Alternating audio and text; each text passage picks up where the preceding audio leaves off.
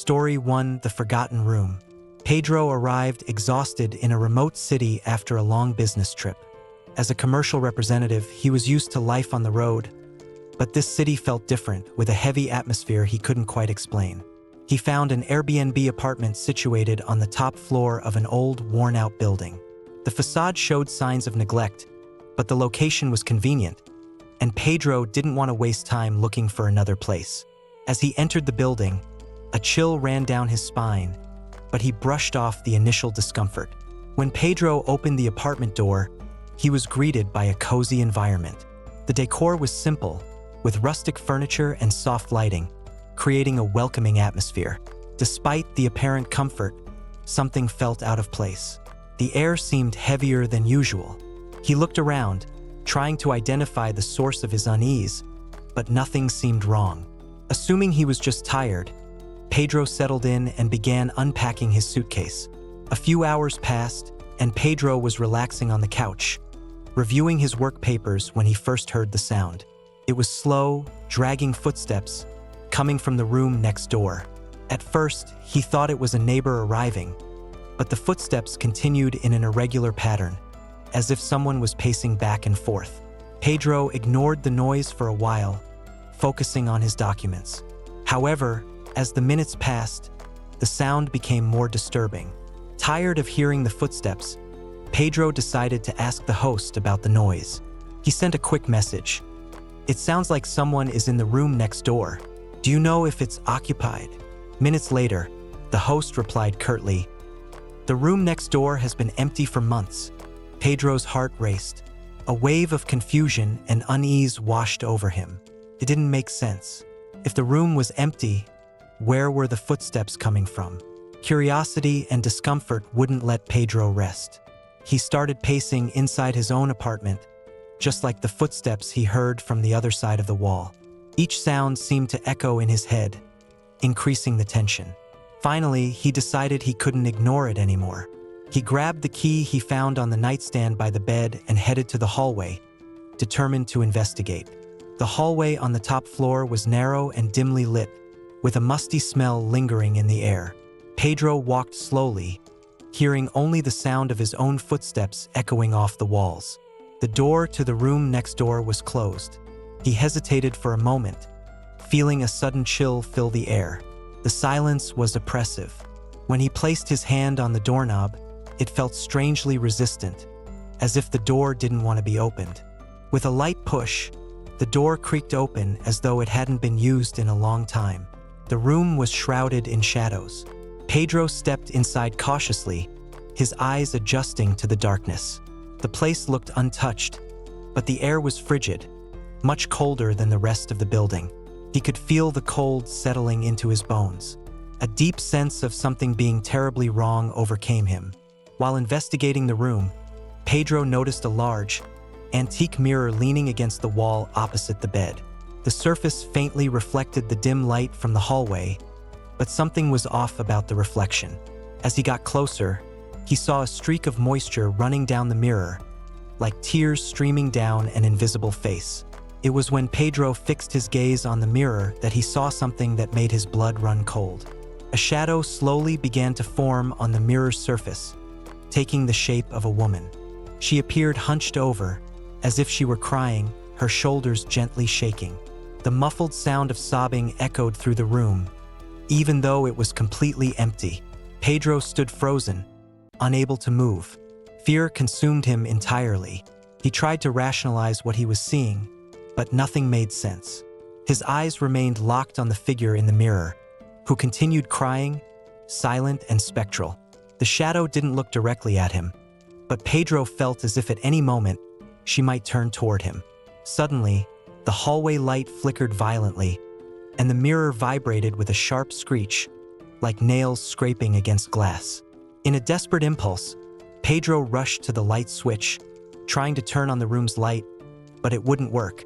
The room was now completely dark, except for the faint, flickering light from the hallway. Pedro stumbled backward in a panic, tripping over the furniture as he tried to escape the room.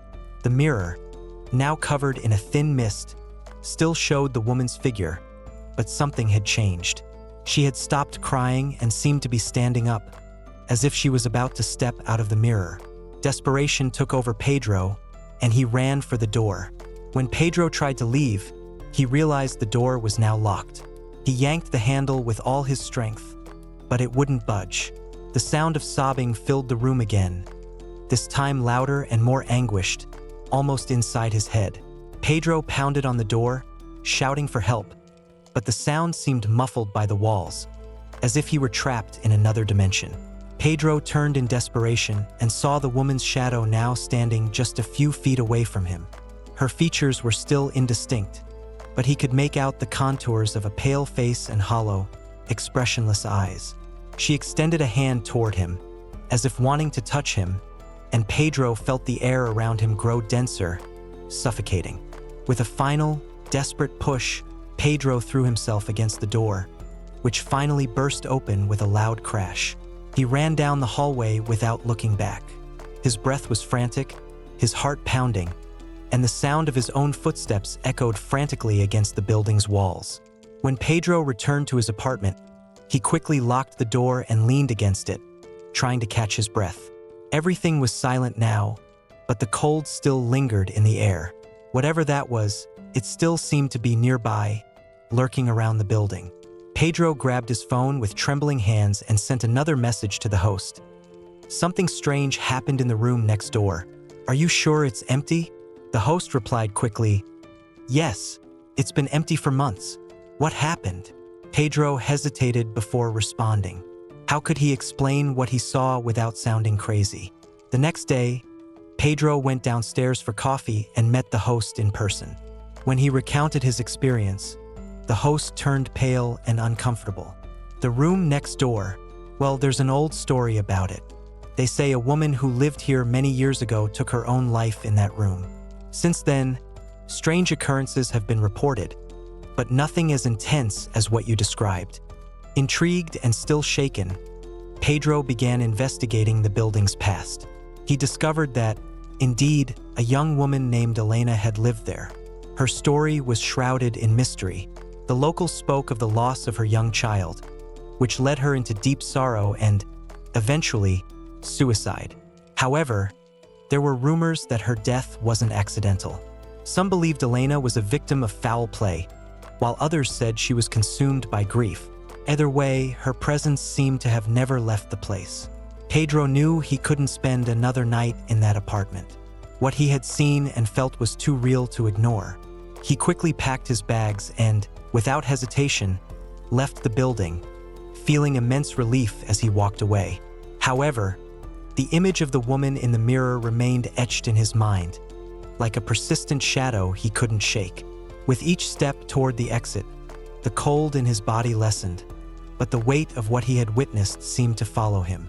When Pedro finally got into his car and started the engine, he took a deep breath, trying to push the memory of the previous night away. The streets of the city, now lit by the morning sun, seemed less threatening, but what he carried inside was far more than just a frightening memory. He knew it wasn't just his imagination. On the way home, Pedro glanced at the rearview mirror several times, always with the sensation that something or someone was watching him. He tried convincing himself he was just tired, that his mind was playing tricks on him, but the feeling of unease kept growing. Even far from the building, he couldn't shake the sense that the woman in the mirror was somehow following him, as if connected to him from that moment when their eyes or presences met. Now, he knew that leaving the apartment wasn't enough. As he drove farther from the city, Pedro tried to push the woman's image out of his mind, but she kept flashing before him, as if burned into his memory. Her pale face, hollow eyes, and the shadow of her rising from the mirror seemed to haunt him. He turned on the radio to distract himself, but nothing worked. The sound of sobbing echoed in his ears, as if it were coming from inside his head. Many miles away, Pedro stopped at a gas station to rest and get a coffee. As he sat there, he absent-mindedly looked into the car's rearview mirror, and for a second, he thought he saw the same figure of the crying woman. He shook his head, trying to shake off the fear. Couldn't be real. As he stepped into the station, his phone vibrated. It was a new message from the host. Since you left, The electricity in the building has been unstable. Something strange is happening. Are you sure you saw the woman? Pedro didn't reply. He knew he didn't want to delve further into that story. Even far from the building, Pedro felt he hadn't truly left the experience behind. In the following weeks, he continued to have nightmares about the mirror, reliving the image of Elena, who never looked directly at him but whose presence was always palpable. His nights were tormented by the sound of sobbing and the vision of her rising from the mirror. Pedro began losing sleep, and his days became filled with constant anxiety. He avoided mirrors at all costs, afraid he might see her again. Desperate for answers and peace, Pedro sought out a paranormal expert. During the consultation, he explained every detail of his experience, from the footsteps in the empty room to the shadow of the woman in the mirror. The expert, a serious-looking man with experience in supernatural cases, listened in silence, absorbing every word. When Pedro finished, the expert paused and then said, "In many cultures, mirrors are considered portals. What you saw wasn't just a simple ghost.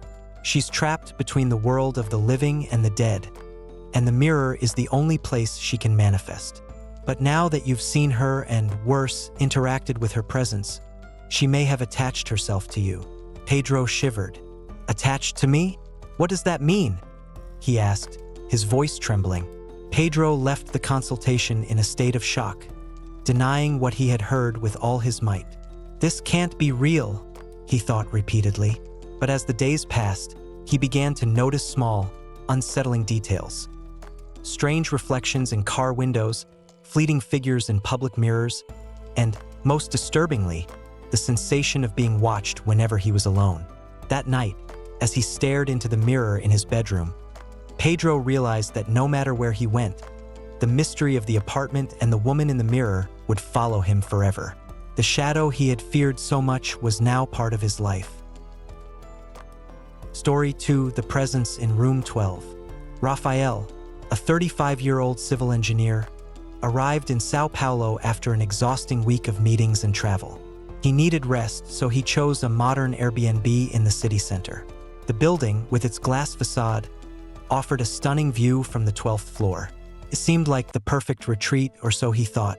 As he walked through the minimalist lobby, an inexplicable chill ran down his spine, but he shrugged it off, blaming it on fatigue. When Rafael entered apartment 12, he was immediately impressed by the luxurious environment and the view of the city, which glittered under the night lights. The apartment was modern, with minimalist furniture and a massive window dominating the space, showcasing the vibrant, pulsating metropolis below. He threw himself onto the couch, feeling grateful to have finally found a peaceful place to relax before another long day of work. The first night was calm. Rafael took a relaxing shower, settled into bed, and quickly fell asleep. The view of the illuminated city below calmed him, and the comfortable bed enveloped him. It seemed like the rest he so desperately needed had finally arrived. However, by dawn, a subtle sense of unease began to creep into his subconscious, something he couldn't explain. On the second night, Rafael was awakened by a sound. Slow, dragging footsteps echoed in the hallway outside his apartment. Annoyed at having his sleep interrupted, he got up and went to the door, expecting to see a neighbor returning late at night. He looked through the peephole, but to his surprise, the hallway was empty. The footsteps continued, but there was no one there. He closed the door, a little confused, but decided it was just his imagination. On the third night, the sounds returned, this time more intense. Heavy footsteps followed by soft knocks on the door. Rafael got up quickly, his heart racing. He rushed to the door, hesitated for a moment, and finally opened it in one swift motion. The hallway was deserted again, but the silence was even more unsettling than the sound of the footsteps. He felt a strange chill in the air and shut the door with more force than usual. Worried about the strange events, Rafael decided to send a message to the Airbnb host. "There are footsteps in the hallway at night, and someone knocks on my door, but no one's ever there. Is the building mostly unoccupied?" The host took a while to respond, and when he did, the answer was unsettling. "You're in apartment 12, right? The last guest who stayed there disappeared weeks ago. No one knows what happened. Alarmed by the host's response, Raphael decided to investigate further. He talked to some of the building's residents and discovered that the disappearance of the last guest was still a mystery haunting the building. The man had simply vanished, leaving all his belongings behind. The few witnesses said he seemed restless in the days leading up to his disappearance, as if he were being watched. Even more strangely, since then, the sounds in the hallway and other unusual activities only happened in apartment 12. Raphael began to feel that apartment 12 was becoming more than just a temporary accommodation. Each night, the sensation of being watched grew stronger, and the sounds in the hallway became more persistent. He tried to focus on work, but his mind was always drawn back to the strange events. At one point, he even felt as if an invisible presence was inside the apartment, observing his every move. Raphael's nights became increasingly disturbing. He started having vivid nightmares, always the same dream, where he walked down the hallway, heard footsteps, and when he turned around, a shadow was following him closely. He always woke up in the middle of the night, drenched in sweat, with the feeling that the nightmare hadn't ended. The knocks on the door echoed even when he was awake, but no one was ever there. The elderly man's words echoed in Raphael's mind for the rest of the day. The knocks on the door, the previous guest's disappearance, the constant footsteps. Everything began to seem much more serious. He felt that the apartment was enclosing him, as if it were choosing him for something he couldn't understand. He tried to ignore it, but the fear kept growing. Determined not to spend another night in that apartment, Raphael began packing his bags. But as he packed, the feeling that something was in the room with him became unbearable. The knock started again, this time more intense and insistent, as if someone or something was trying to get in. He rushed to the apartment door, but when he opened it, the hallway was more empty than ever. As he descended in the elevator, Raphael looked into the mirror and saw a faint figure behind him. He turned quickly, but no one was there. The air inside the elevator felt colder, as if the life was being drained from the space. He pressed the ground floor button repeatedly until the doors finally opened, and he rushed out into the lobby. Still feeling the presence following him, Raphael sought out a paranormal expert. During the consultation, he described in detail the nights in apartment 12 and the feeling of being watched. The expert listened carefully before responding. What you're describing could be more than just a simple spirit. Places like that apartment sometimes retain the energy of the people who live there. It chooses, and those who are chosen rarely escape unscathed. The expert explained that certain places can mark people. You've been chosen by apartment 12. It's not just a coincidence. It has created a bond with you, something beyond what we can explain. And now that you've left, it doesn't mean the presence has stayed behind. A chill ran down Raphael's spine as he realized that even though he had left, he would never be completely free. Despite his fear, Raphael felt that he had to return to the apartment to break the connection. Something was drawing him back to the 12th floor. He knew the apartment wouldn't leave him in peace until he confronted whatever was happening. That night, he returned to the building, his mind filled with dread, but determined to face whatever was lurking. Inside the apartment, Raphael felt time stop. The shadows seemed to move, and he clearly heard footsteps circling around him. It was then that he understood. The apartment didn't just choose its victims. It consumed them, keeping their souls trapped there. That disappearance wasn't the first, and it certainly wouldn't be the last. Raphael tried to run, but the door slammed shut behind him. He felt the air around him grow denser, suffocating. The knocks, the footsteps, the feeling of being watched, everything intensified. He screamed for help, but the sound of his own voice seemed to be swallowed by the apartment. He knew he was trapped. Desperate, Raphael tried to open the door once more, but it was locked.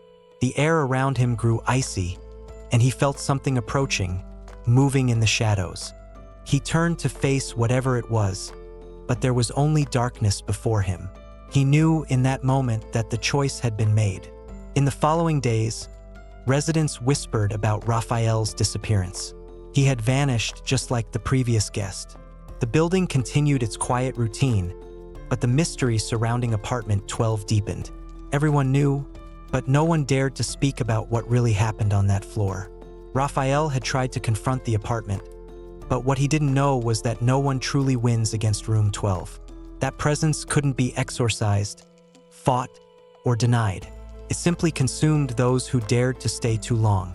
The apartment wouldn't let him go, just as it hadn't let go of the others. Weeks later, apartment 12 was listed again on Airbnb. The host, cautiously, didn't mention Raphael's disappearance to new guests. With each person who entered, the cycle began anew. The apartment chose its next victim, waiting patiently, while the shadowy presence lingered, invisible but ever-present. Story 3: The Ghost on the Fifth Floor. Carlos, a 38-year-old sales manager, felt that work stress was reaching its limit.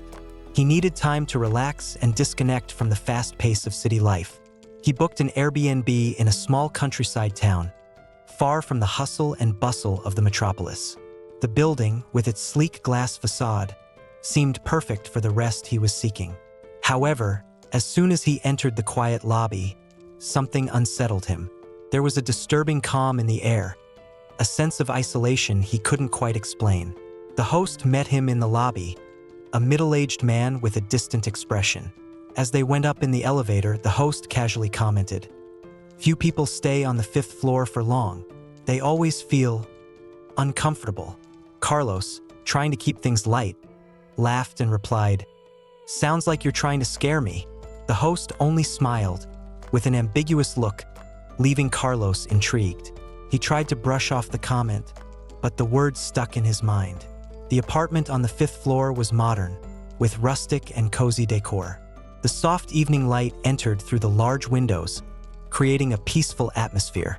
But despite the inviting environment, Carlos couldn't shake off a lingering discomfort, something he couldn't define.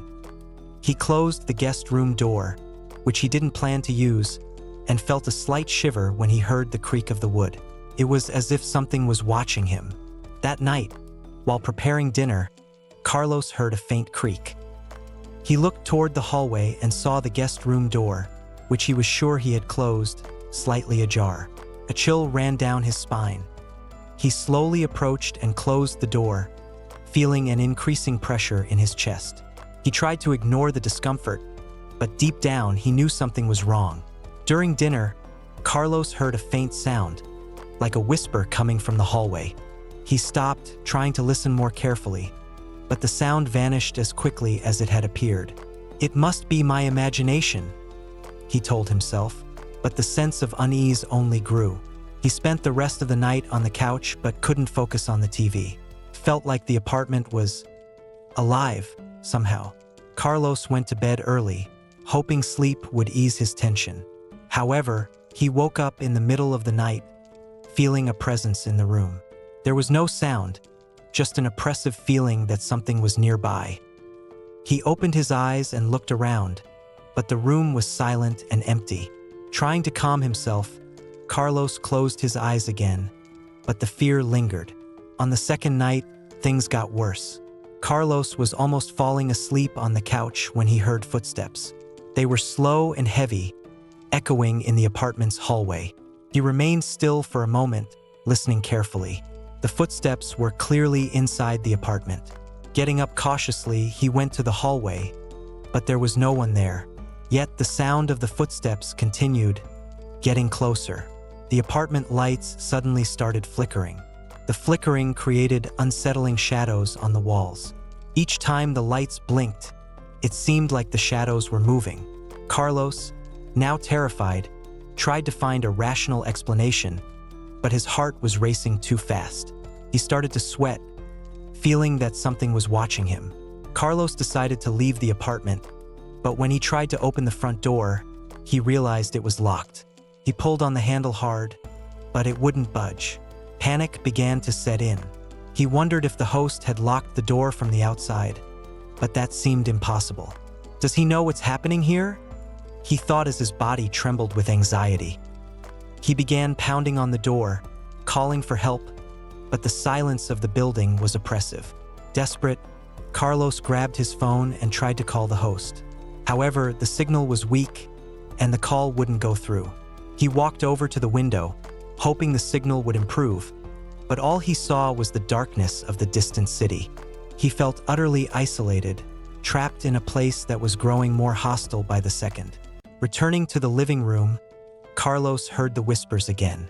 This time they were louder, closer. The words were indistinct, but he could sense the urgency in the voices. He looked around, but there was no one. The fear was growing inside him, turning the apartment into an invisible trap. Suddenly, loud knocks echoed from the guest room door. Carlos stepped back, his heart pounding in his throat. He knew the door had been closed, but the knocking continued, growing more violent. The sensation of being watched was now overwhelming, almost suffocating.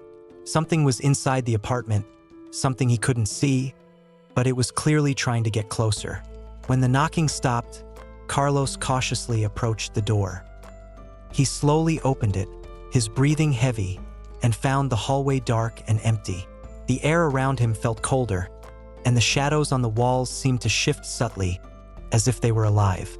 Carlos felt a paralyzing fear but didn't know what else to do besides watching and waiting. As Carlos walked down the hallway, he felt a presence. It was as if something was always right behind him, following his every move. The sound of his own footsteps seemed to echo louder than usual. He kept glancing over his shoulder, but there was no one. Yet, the feeling of being watched was unbearable. Carlos rushed to the front door again and tried to open it, but it remained locked. It was as if an invisible force was preventing his escape. He began pounding on the door with all his might, screaming for help, but there was no response. The sound of his own voice seemed to be swallowed by the apartment, as if the walls were absorbing his cries. Feeling powerless, Carlos locked himself in the master bedroom, hoping the night would pass. He sat on the bed, his eyes fixed on the door, waiting for something to happen. But after the knocking and footsteps, silence fell over the apartment. The fear, however, didn't fade. He knew that even though he couldn't hear the sounds anymore, the presence was still there, waiting. Finally, the first rays of sunlight began to filter through the window. The apartment, which had seemed consumed by terror during the night, now felt lighter. Carlos rushed to the front door once more, and to his surprise, the handle turned easily. He bolted out of the apartment without hesitation, running down the stairs without looking back. However, the feeling of safety didn't last long. Carlos knew he needed to understand what had happened. He researched the building and found something terrible.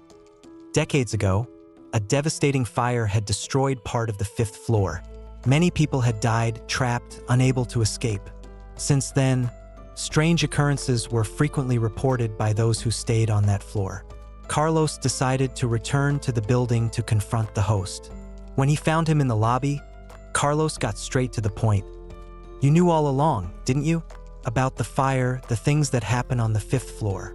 The host sighed, his expression serious. "I tried to warn you," he said, "but the truth is, I can't tell everyone everything. What's up there can't be removed. The people who died, they never managed to leave." Carlos finally understood what he had experienced. The souls of those who died in the fire were still trapped on that floor, reliving their final moments of terror, trying to escape but never succeeding. The whispers, the footsteps, the knocking, they were the last agonizing moments of those souls, repeated endlessly. The 5th floor wasn't just haunted, it was an invisible graveyard. Even after leaving the building, Carlos couldn't escape the memories. The feeling of being watched followed him. At night, he had nightmares about the apartment, reliving the knocking and the whispers. The terror he had felt seemed to never leave him, as if something from that floor had followed him. Carlos decided he would never return to the building. He even thought about suing the host, but he knew no one would believe him. Besides, something inside him told him that going back would be dangerous. What he had experienced couldn't be easily explained, and he knew that the building or whatever was inside it was still waiting for him. Weeks later, Carlos saw that the apartment on the 5th floor was listed again on Airbnb. New guests would arrive, unaware of what awaited them. The cycle would repeat, and the trapped souls on the fifth floor would continue to torment anyone brave enough to stay there. The terror wasn't over, and Carlos knew he wouldn't be the last to try to escape the invisible presence on the fifth floor.